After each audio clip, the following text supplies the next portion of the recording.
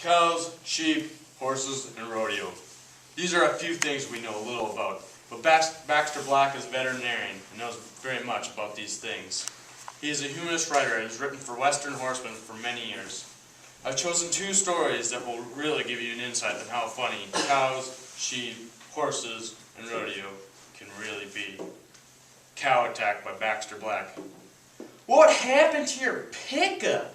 Is that buffalo track? Well, I guess you had to be there. We had a cow attack. It all began when me and Roy went out to check the cows. We'd finished our lunch and watched our soap and forced ourselves to rouse. We was poking through the heavy brush and for heavy bunch for calves and to tag and check. I spotted one. It was old Mom with bone up her neck. She pawed at the ground and swung her head a slinging frothing spit, then bellowed like a wounded bull. "Say, Roy," I says, "let's quit." But Roy was bent on tagging him and thought to make a grab. "Just drive up beside the cow. I'll pull him in the cab." Oh, great. Another stroke of genius by Cowboy Daring Do. Sure enough, when Roy nabbed the calf, his mom came in too. And I mean climbed up in there. Got a foot behind the seat, punched a horn right through the windshield, and she wasn't very neat. She was blowing stuff out both ends. The calf was slick and green. It was on the floor, on the roof, and on the calf vaccine. If you've been inside a dryer at the local laundromat with a bear and 50 horseshoes, you know where I was at.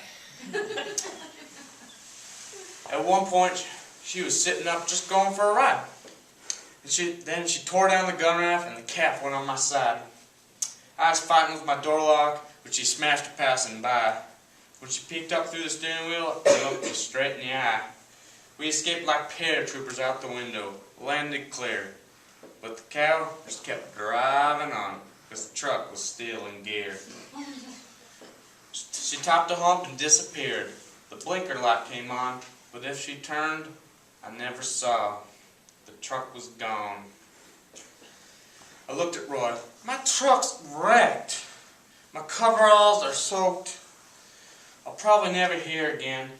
I think my elbow's broke. And look at you. You're pitiful. All crumpled up and stiff. Like you've been eaten up by wild dogs and pooped over a cliff." "But think about it," Roy said. "Since Grandpa was alive, I believe that's the first time I've ever seen a cattle drive." A Wet Roundup by Baxter Black.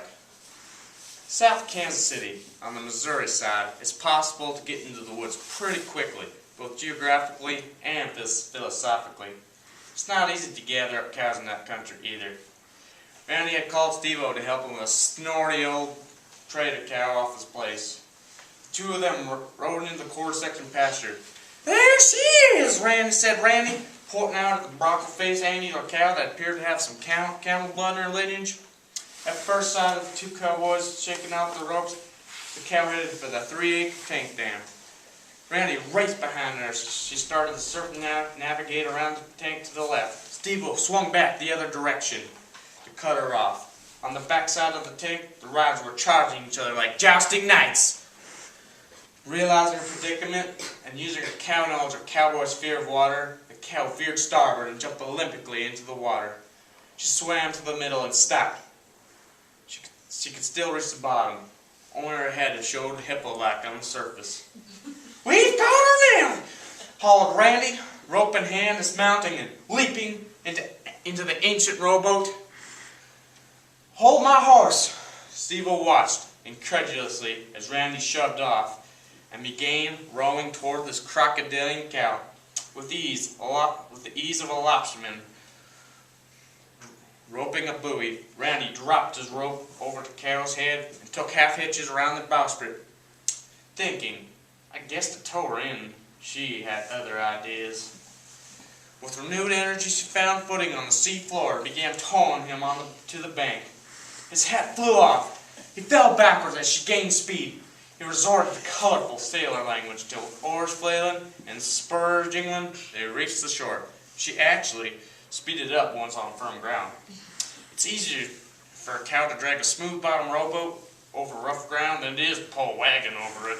Steve noted as he watched the odd conveyance careen through the rocks, brush, puddle, and deadfall that littered the landscape. Steve actually thought to try and rope the cow, but his good rowpokes had never seen a cow pulling a rowboat, and thus refused to participate. It didn't take long for the boat bottom disintegrated, leaving Randy riding the keel. Eventually, the craft lost its landworthiness and capsized. The cow escaped, dragging a skeleton of boards and beams, which eventually was her undoing. It allowed her capture 2 hours later when she got hung up in the woods between two saplings and an old still. She dried off by then.